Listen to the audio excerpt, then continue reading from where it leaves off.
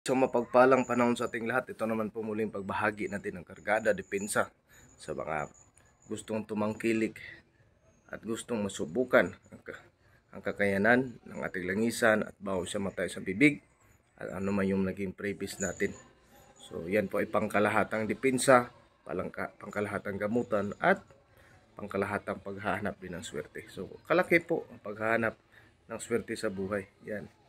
At ito naman po sa kabila ay meron po tayong tinatawag na bato umo.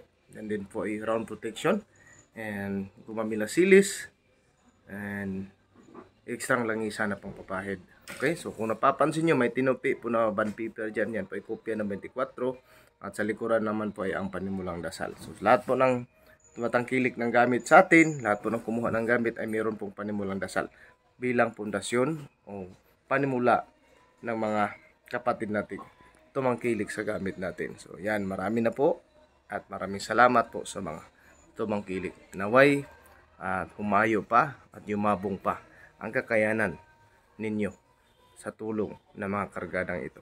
Sa mapagpalang panahon at hanggang sa muli. Maraming salamat po. Sana po huwag niyong kaligtaan mag-like, share, subscribe po sa video natin at hanggang sa muli po.